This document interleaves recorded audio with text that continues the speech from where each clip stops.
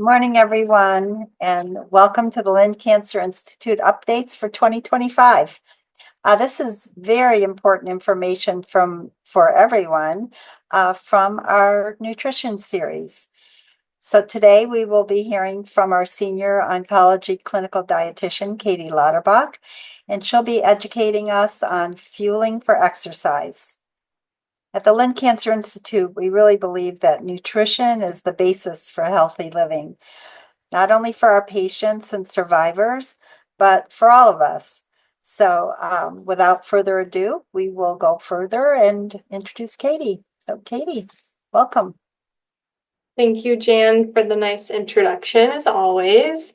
For those of you who don't know me, I'm Katie, one of the dietitians here, as Jan said. I'm going to be talking about fueling for exercise, not only in the realm of cancer, but also this applies to anyone who's looking to incorporating more exercise in their life and how to properly fuel and hydrate for such. Go to the slide here. Okay, so physical activity in cancer risk. We know that there's a very strong association and strong evidence that higher levels of physical activity in general and exercise are linked to lower cancer risk of several different types of cancers. The cancers with the strongest risk reduction are kidney cancer, breast cancer, and endometrial cancer with over 20% risk reduction. So just by exercising or doing physical activity, you lower your risk of these cancers by over 20%, which is pretty substantial. And there's also some strong evidence to reduce the risk of things like colon cancer, stomach cancer, and bladder cancer, just in slightly lower amounts. So this is huge. Just by exercising, we can lower the risk of several different cancers. But why? Why do we think that exercise or physical activity in general is linked to this lower cancer risk? Well, exercise has a lot of different physiological effects on the body, some of which have been proposed to explain this association, especially with specific cancers. So being physically active, of course, can help you maintain a healthy body weight. People tend to have lower amounts of excessive adipose tissue, or that fat tissue that can accumulate on the body. And this is helpful because we know that fat is a very metabolically disadvantageous thing to have on the body. Fat accumulation and being in the obese category is linked to 12 different types of cancers. So just by physical activity helping us maintain a healthy weight, that can help us reduce the risk of 12 to 13 different types of cancers. And exercise also helps regulate our hormones by lowering levels of certain sex hormones like estrogen and growth factors that have been associated with cancer development. And that's probably why we see such strong risk reduction with things like the endometrial and the breast and some of these very hormone-driven cancers. Exercise also helps support that healthy digestive system. So it improves our insulin resistance and our insulin response, which alters the metabolism of different things like bile acids. It also reduces the amount of exposure we have to toxins. So when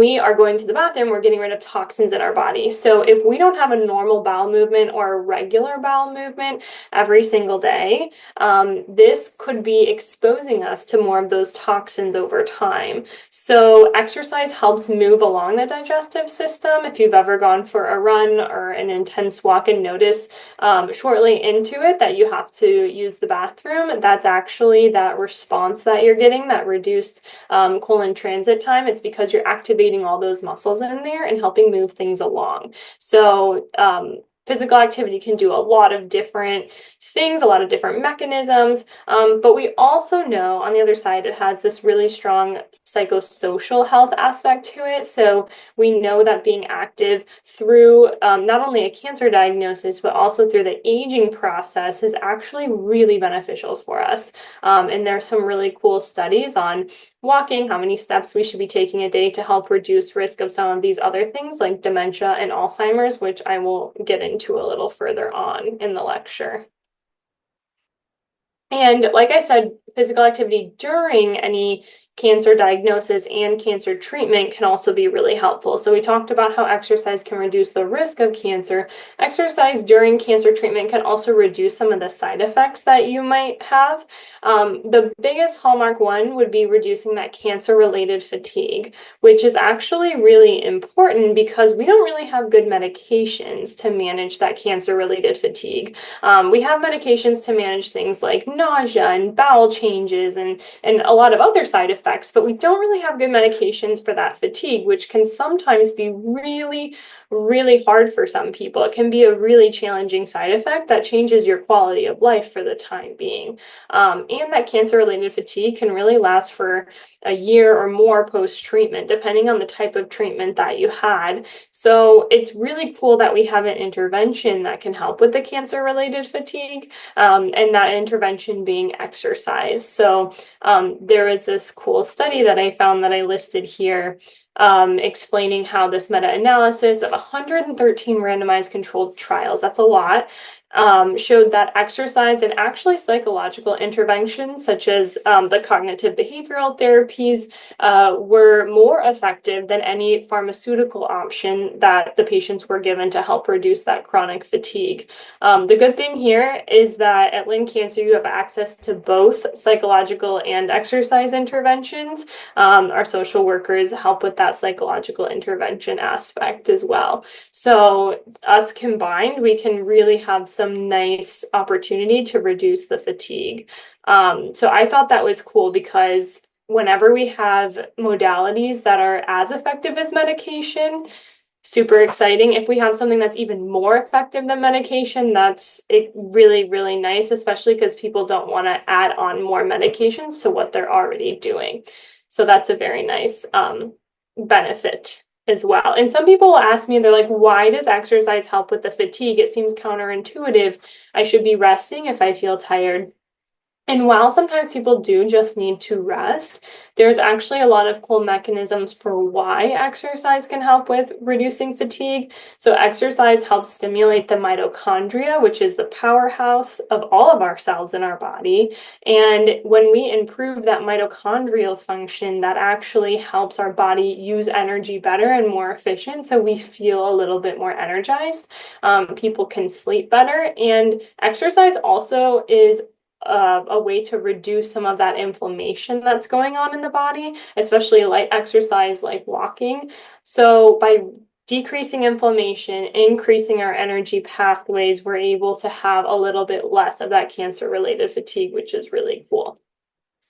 From a survivorship standpoint, we find that physical activity can also reduce the risk of developing cancer again. So super helpful for some of our, for a cancer survivor. So the two main areas that we see the most like outstanding evidence is with breast cancer and colorectal cancer.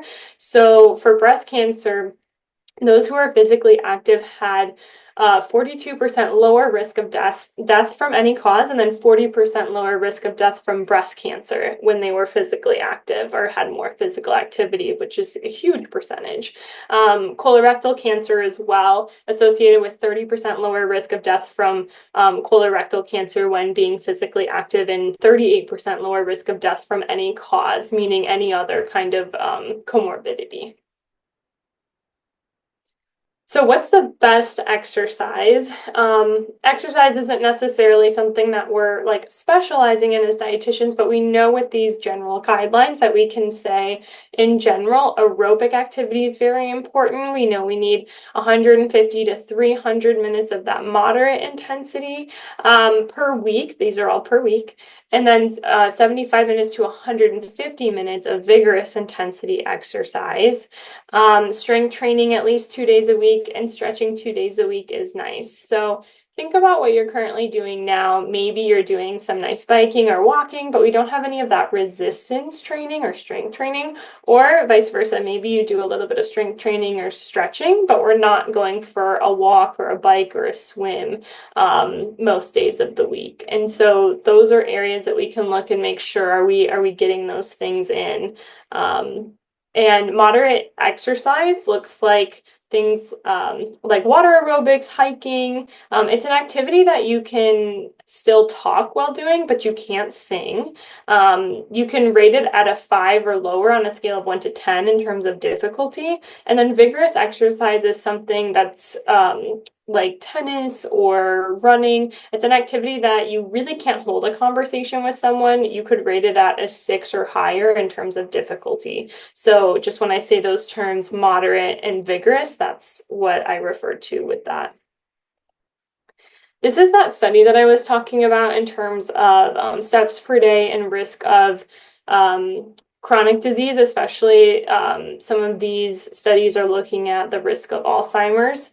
And this study was looking at daily steps with all-cause mortality, so all different types of reasons for illness and death. And it found that people who were older than 60 years benefited from walking 6,000 to 8,000 steps a day, and those who were under 60 years old benefited from walking 8,000 to 10,000 steps a day. So this is a good thing to look at if you have any type of like Apple product, like an iPhone or a watch or something like that. The chances are it's going to record your steps. So that's something that I'll ask people about is I say, how many steps are you getting a day? And we can look at our smart devices and see in general how many steps we're getting a day. It might not be super accurate, but a lot of times people will be surprised and see, oh gosh, I only got 2,000 steps today or 3,000 steps.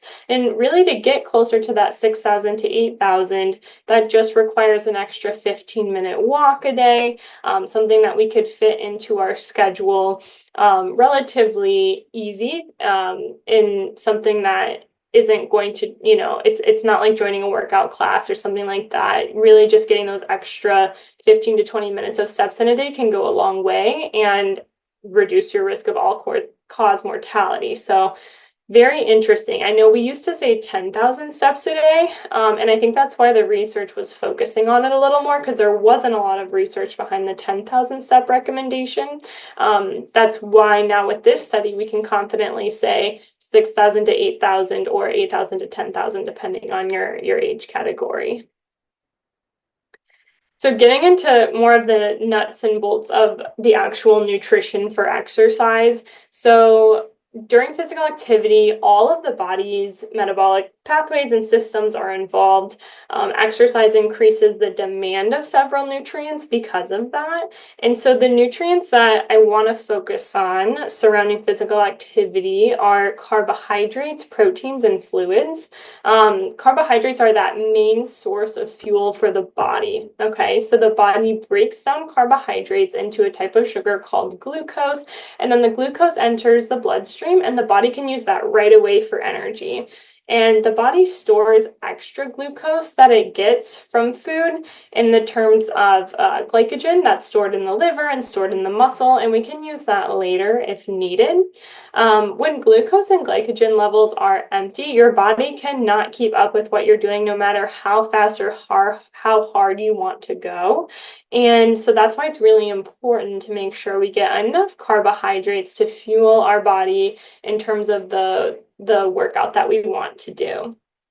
Protein is used in every cell in the human body. It keeps your body functioning and provides those essential amino acids or those building blocks, which are going to repair and replenish our muscle, which we are super vulnerable to losing when we're under any amount of stress or as we age.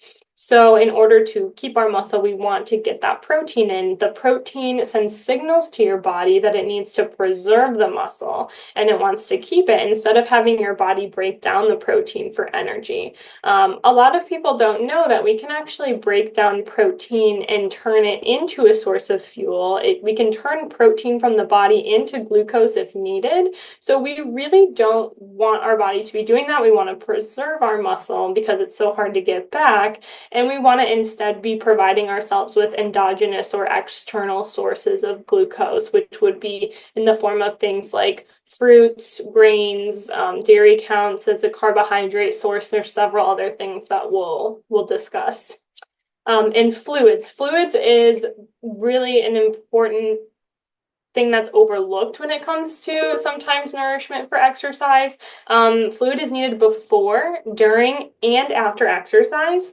And when you sweat, you not only lose water, but you're also losing electrolytes, such as the biggest ones being sodium and potassium.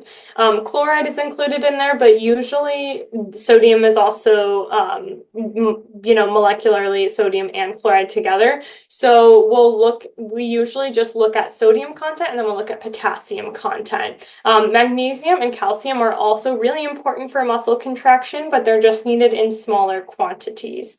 And most people might be okay with rehydration in the form of water, but especially for those of us who are exercising over 60 minutes, it's really important that we get an electrolyte drink to replenish these electrolytes to, again, help maintain our fluid balance, help with those muscular contractions. So dehydration can really negatively impact us, and it can also contribute to fatigue. So again, going back to that cancer-related fatigue, hydration is a big thing that I'll look at and see if people are getting enough hydration, because that can really make you feel worse. And then especially as you exercise, if you are dehydrated, you actually have poorer performance. So especially if you want to exercise for a certain amount of time or go a certain amount of distance, it's important to properly hydrate. And it's important to do it again before, during, and after. Focus on fluid intakes throughout the entire day, not just surrounding the workout itself. So carrying a water bottle with you is super important wherever you go. You can also check your urine color to see if you have a certain hydration status. We'll talk about that in the next slide. But the important point here is that we want to start exercise already hydrated. And so to do this, we want to take regular sips of water throughout the day. And then specifically at that 10 to 15 minute window before exercise, we want to drink about an 8-ounce glass of water prior. If you know you're going to be doing something very intense for 60 minutes or more in the sun in this heat, out in this Florida heat, you can even preload with some electrolytes. So you could try taking an electrolyte drink. That 8-ounce, 12-ounce glass of water could have electrolytes in it before working out to preload some of those electrolytes. But again, that's only if you really know you're going to be going on like a long bike ride, or I'm going to be gardening outside for a good hour, or I'm going to be, power washing the driveway for an hour, whatever it is. Make sure that you're hydrating appropriately, not just with water, but electrolytes in that case. If you're doing moderate to vigorous activity, we want to also be drinking water during the exercise. So every 15 to 20 minutes or so, make sure you're taking gulps of water. 2 to 3 gulps could be 3 to 8 ounces of water, depending on how big your gulps are. So that's why we say those in terms of gulps, because you're not going to be measuring the ounces when you're in the middle of exercise, but just know the 2 to 3 gulps equates to about 3 to 8 ounces. So that's important to be doing every 15 to 20 minutes. Again, if you're doing something very intense, that liquid can also have electrolytes in it. And then after exercise, we also need to rehydrate. So aiming to rehydrate with 16 ounces of water if you are sweating for 30 minutes or longer. So again, the theme here is that the longer you do something, the more likely you are to lose more water and the more likely you are to need the replenishment. And if you're doing moderate to vigorous exercise, and again, in that high heat humidity, you may need a more targeted approach to hydration. The more targeted approach that we could try is if you notice that you are soaking through your clothes after exercise or after working outside, you could look and weigh yourself before you go out and do your activity and weigh yourself after you're done with the activity, because anything you lose will be water weight. When you look at how much weight you lost, if you lost a pound or 2 pounds, that means that you need to consume about 16 ounces of fluid for each pound you lost. So if you lost 2 pounds while you were jogging outside or working outside, you're going to need to consume 32 ounces of water to replenish that. Okay, so if all of this is too confusing, just the overall consensus is drink water before, during, and after your exercise and add electrolytes if you're sweating excessively. But there are very targeted approaches if we want to use them. In terms of the hydration, as previously mentioned, we can look at the color of urine for hydration. So you want to aim for the color that is the first two, that pale, yellow, odorless color and smell. And then anything below this could start to indicate dehydration.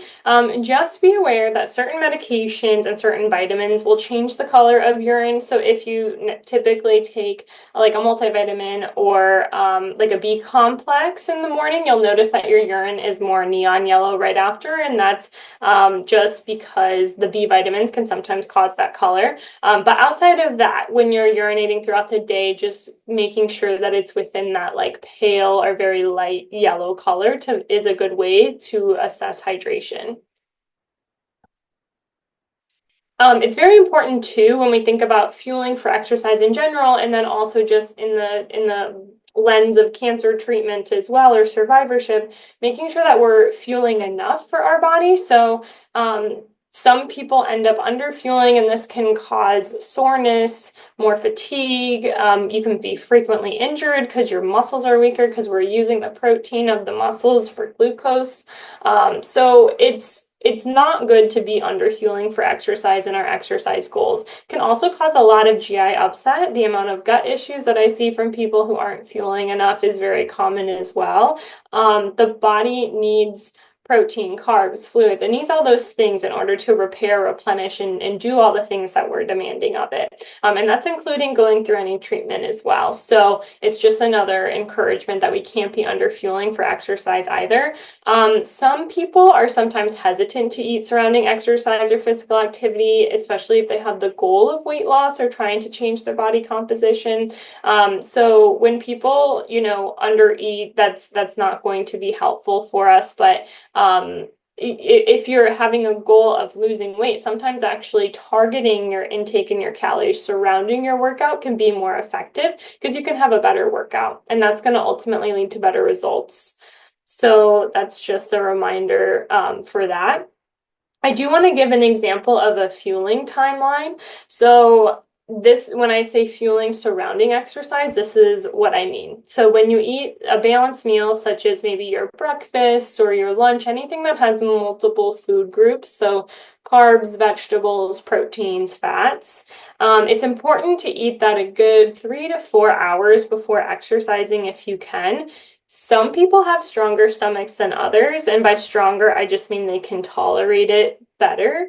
But we want to give the body enough time to empty from the stomach into the intestines. If you're working out right after you eat breakfast or right after you eat a lunch, you're going to not feel as good. That doesn't give your body enough time to digest. You could have reflux, nausea, other GI issues while exercising. So a good 3 to 4 hours before would be your balanced meal. And then closer to 1 hour before exercise is the best time to have an easily digestible carbohydrate source to top off those energy stores without overfilling the stomach. So examples of that, about that 15 to 30 grams of carbs, are going to be things like bananas, date, dried mangoes, pretzels, maybe a granola bar if it's mostly carbohydrate. Some people may need this snack, others do not. It really just depends on your goals. When I have patients that might be at risk of underfueling, I would definitely suggest having some quick digesting carbohydrates before the workout to make sure your body's not pulling from your muscle stores. And same with people who are going to be exercising for, over 60 minutes or so. I want to make sure people are getting adequate carbohydrate intake before the workout to fuel our workout.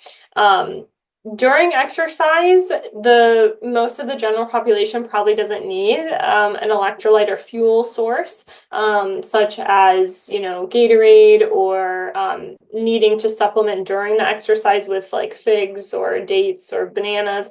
But it depends. If you are doing something longer, like 60 minutes or longer, or you're doing something more like ultra endurance, you are going to need carbohydrates throughout that to replenish all those stores.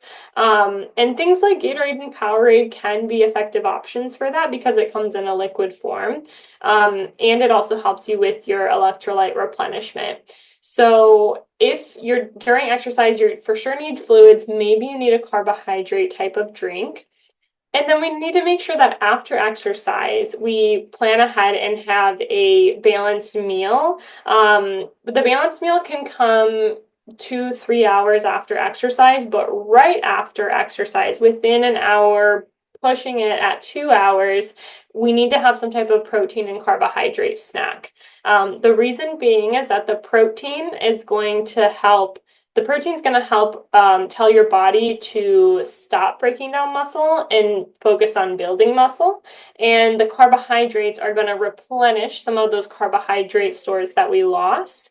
And it's going to help you be better prepared for the next time. So if you fuel properly after your exercise, that means that next time you go to exercise, you're going to feel so much better and you're going to have a better workout and more energy for that workout. So, right after exercise, protein and carbohydrates, and then follow it up with a balanced meal a couple hours later. Now, examples of the protein and carbohydrate combination, especially with that specific gram amount, would be like a Greek yogurt with a serving of fruit. Some people will do a protein shake that's very quick and easy to get in. The protein shake needs to have protein and a carb source, such as fruits or honey or milk or something else to give it that carbohydrate source. Some people might rely on protein bars. There's a lot of different options here. So it just depends on what your specific situation is and your goal.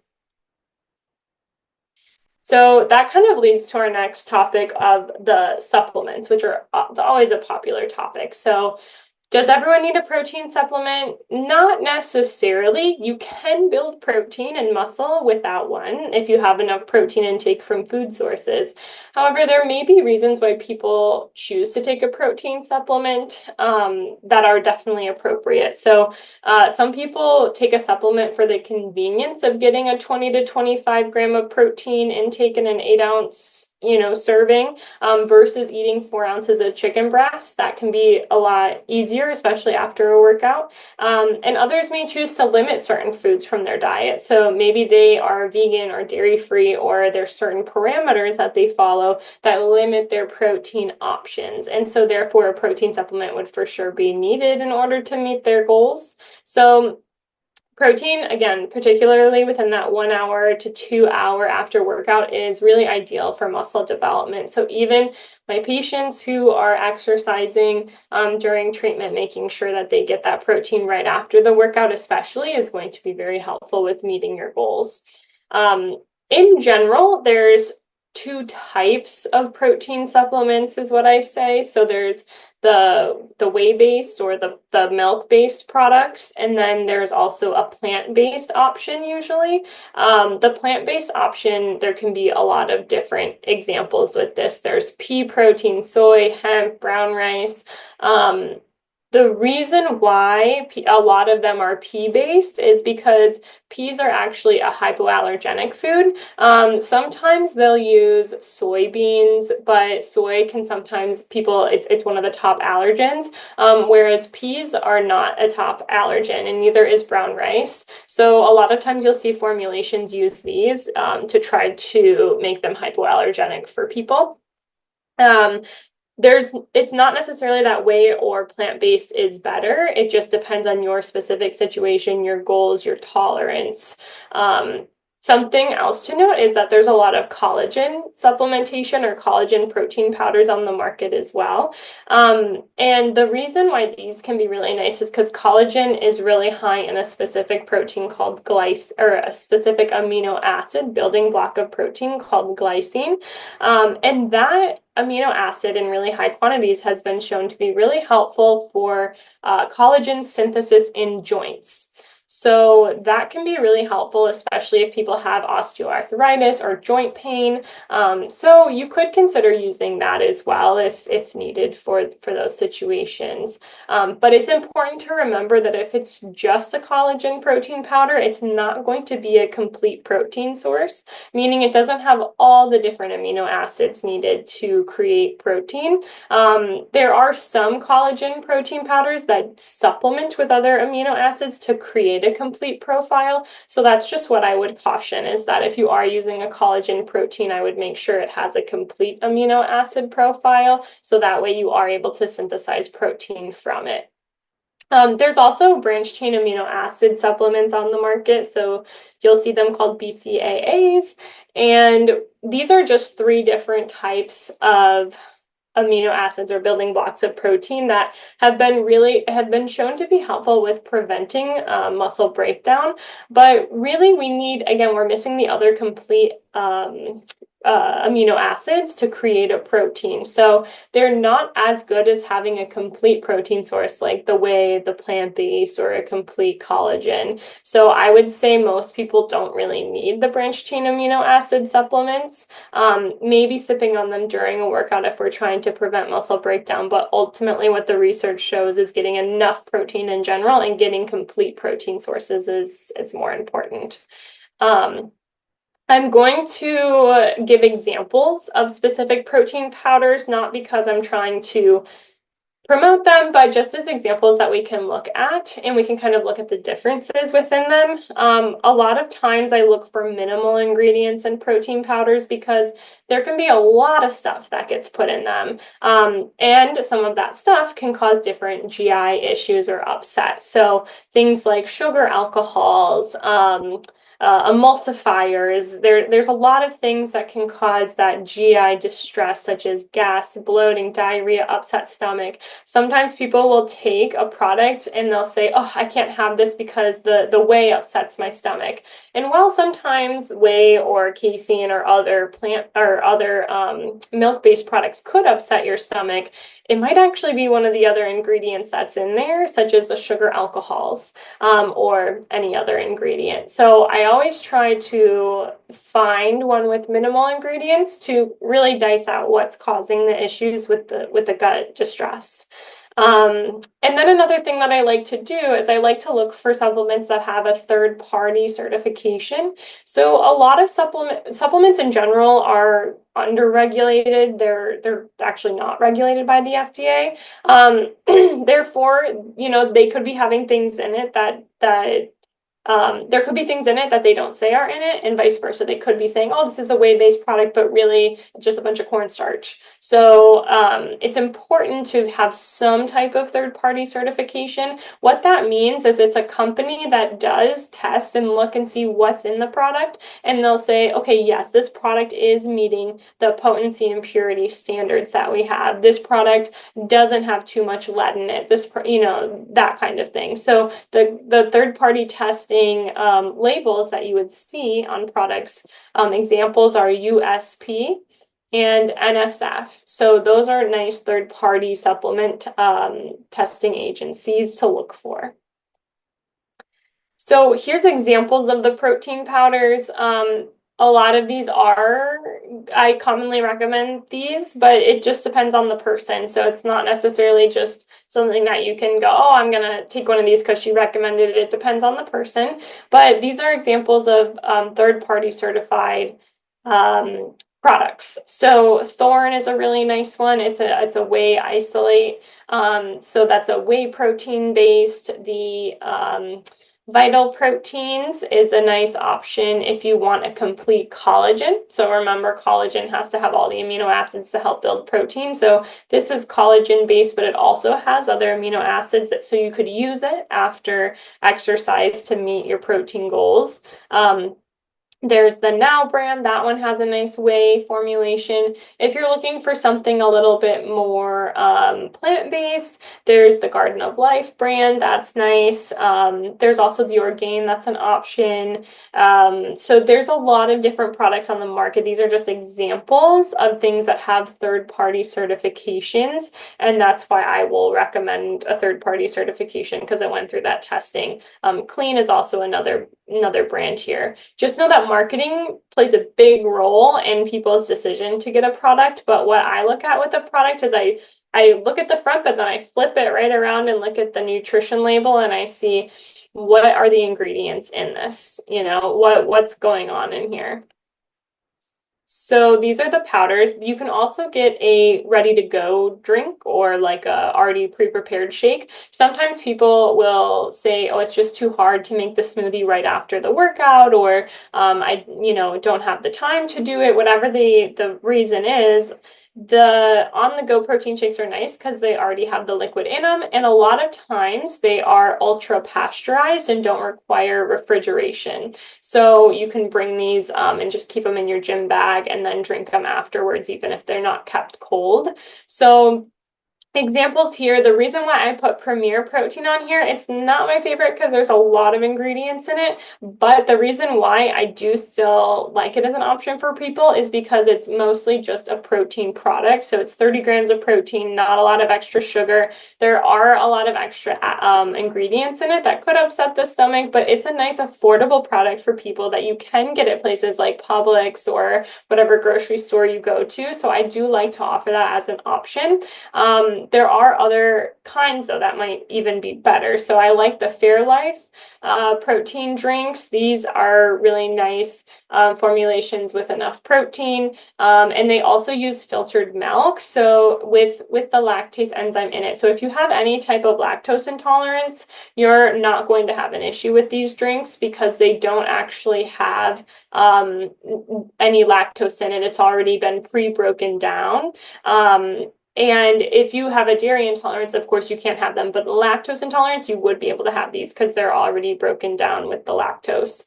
Plant-based options, we have things like Owen is a nice brand, the Orgain again, and then the Aloha is a new brand that I really like. That's a combination of pea protein and brown rice protein for the protein formulation. I don't love protein bars, but I am just going to throw up a couple of my favorite protein bars out there. Usually protein bars have a lot of ingredients and they can be very calorically dense, which some people don't need, and they don't have a lot of protein usually. These four options do have a lot of protein, so I like that they have at least 10 grams of protein in them. That's something to look for. And if you plan to use it as a post-workout snack, it's good to have enough carbs as well. And these have a nice carb amount in them as well. The example is the Epic bar. This one's a grass-fed beef bison. It kind of tastes like a jerky, so just to note for that one. But otherwise, the Go Macro bar is nice. This one's a little bit higher calorie, and it's a pea protein, brown rice protein base. The RX bar, I love this because it's very, very few ingredients. The egg whites, the almonds, the cashews, the dates. Sometimes they'll have a little bit of like blueberries or something in there too, depending on the flavor. But this is a very nice egg white and nut-based protein bar. And then the Aloha bar is another plant-based protein bar that has actually 14 grams of protein. And these ones have a nice flavor. So I like these ones as well. But if you're looking at your own protein bar, what I suggest you do is look at the ingredients list. So we want to see where those grams of protein, where those grams of carbs are coming from. Are they coming from whole food source? Are the carbs coming from whole food sources like dates or honey, or is it coming from like a refined sugar or a corn syrup? Are the fats in there coming from things like whole nuts and seeds, or are they hydrogenated oils? So that's something to kind of keep in mind with the protein bars and look at. And then I am approaching my time for looking at questions, but I did just want to also, nail home the idea that building muscle is really a recipe of protein intake and resistance or exercise. That's how we build muscle. And I tell people that throughout treatment. How we build and maintain our muscle is protein and exercise. So in addition to proper nutrition surrounding exercise, it's important that we get enough protein throughout the day in order to maintain and build muscle. Okay, so for instance, your protein needs will vary based on your weight. So I gave examples of different weights here, so you can find whichever one you fall closest to. And then from there, you can see how many grams of protein about you might need a day. So for instance, if you are 150 pounds, your goal for muscle building and maintenance should be 80 to 100 grams of protein a day. This might look like 30 grams per meal. Sometimes it's easier to think about it per meal versus per day. High protein foods to include at every meal. So in order to meet those protein goals, we have to have high protein foods in our diet. Otherwise, we're never going to meet our protein goals. So a big area of struggle that I see people have getting enough protein is breakfast. So if we're having a breakfast cereal such as Cheerios and almond milk, you might be getting 5 grams of protein, maybe 10 grams of protein at best. And that's just simply not enough for most people. So usually the trick that I'll do for breakfast cereals is I say swap out the milk, like almond milk, for something like Greek yogurt, which has 16 to 20 grams of protein per cup, and basically make a parfait out of it. So use Greek yogurt as the base, and then use the breakfast cereal of your choice on top as the crunch. And other options would be, of course, things like eggs. You could use cottage cheese. Nut butters are good, but just beware that they're very high calorie. So, 2 tablespoons of a nut butter is going to give you 8 grams of protein, but it's also going to give you almost 200 calories. So there's a lot of nitty gritties that we could get into with that. But the point is making sure that you have these high protein foods in your diet will help you meet those overall protein goals, and make sure that you have high protein foods at each meal. That's ultimately going to help you meet those protein goals as well. Here's an example of eating enough protein in a day. So if you needed 90 grams of protein in a day, it could look something like this. An omelet with 2 eggs and an ounce of cheese. If you don't want cheese, you got to add egg whites to make that protein intake go a little bit higher. The snack being peanut butter and apples. The lunch having the tuna fish as the main source of protein. Tuna fish is a really good source of protein. If you ever look on the can, you turn it around, you look at how much protein's in there, it's always going to be 20 something grams of protein or more, sometimes 40 grams of protein. Dinner, a 4-ounce portion of some type of meat as well would be nice. We can also use things like tofu or tempeh if people are vegan vegetarians as well. Another option for a snack instead of something like apple and peanut butter would be something like a protein shake, or something like a little bit of Greek yogurt or cottage cheese. The idea here is, again, protein source at each meal or snack, and that's how you're going to help meet your ultimate protein goals. So basically, to wrap it up, overall, exercise reduces the risk of cancer and overall risk of mortality. So we want to be exercising. We want to get 150 minutes of moderate intensity per day and at least 2 days of strength training. We need carbohydrates to fuel our workout, and we need protein to build and maintain muscle after the workout. We want to hydrate before, during, and after exercise. Protein supplements are not we don't need them, but they sure can help you meet your protein goals, and they are convenient. And in order to meet your protein goals and figure out how much protein you're actually getting a day, it's best to work with a dietitian, and we can help you find out and meet those needs for you. So with all that being said, I am going to open it up for questions now, because I'm sure that people have questions after all of that. I don't know. You explained everything very well. Just to let everyone know, if you could put your questions in either the chat box or the Q&A box, Katie will be able to see them. And for anyone, just while you're thinking of your questions, this presentation was recorded. So if you want to see it again, or maybe I'm sure you've thought of people that could benefit from this education while you were watching it, if you'd like to share it with anyone, probably by the end of the week, we should have the edited version. And if you complete the evaluation that Lee will send out tomorrow, you can also request the link. And we either Lee or myself can send that to you, and you can revisit all this education or share it with anyone.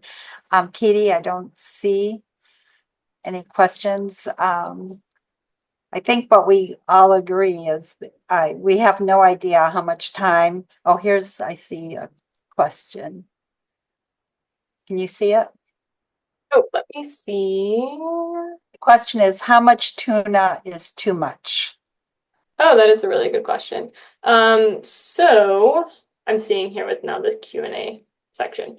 So tuna does have mercury in it. All fish has a degree of mercury in it, which is probably the concern with over consuming things like fish. The general recommendation would be, 2 to 3 servings a week, but there are lower mercury tunas. So something that's a light water skipjack version is going to be lower in mercury. There's also certain brands that test for mercury levels, which is really nice. So I think it's called Wild Planet.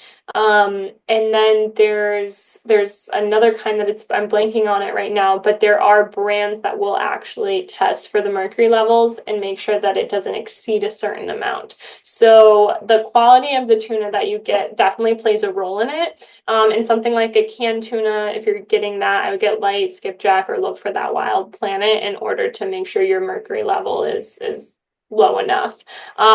Honestly, the situations that I've seen in the hospital where people have actual mercury poisoning, the one case that I'm thinking of was actually a fisherman that ate fresh fish every single day. So if you're eating it every single day, that's probably too much. But you can kind of resort to that 2 to 3 servings a week. Even if you push it a little past that, as long as you're not having it every single day. That's what's important. And you can also, ultimately, you could get your mercury levels tested if you are worried about toxicity. The most vulnerable groups that we have to worry about with mercury poisoning would be anyone who's pregnant, anyone with any type of liver, or if you have any type of issues with your kidneys. We want to be worried about those populations as well with too much mercury, because of course it's a heavy metal that we have to be processing through our body. Thank you, Katie. Yeah. See if there's anything else. That looks like it. I was going to say, we can all appreciate literally how much time goes into researching all this education, and our dietitians and Katie in this presentation are so up to date on everything that another reason why these presentations are so valuable for all of us. And a good reminder to what we eat, and we have to exercise for our health. So thank you, Katie. This was amazing. And like I said, there will be an evaluation. So if you have any other questions, you can certainly ask them in the evaluation, and we can pass it on to Katie, or request a link to this presentation. And we just want to give you a little heads up on our lectures for June. On Wednesday, June 18th, also in our nutrition series, will be what to eat and what not to eat during cancer treatment, which will be presented by Brandy Hyatt, another of our senior clinical oncology dietitians.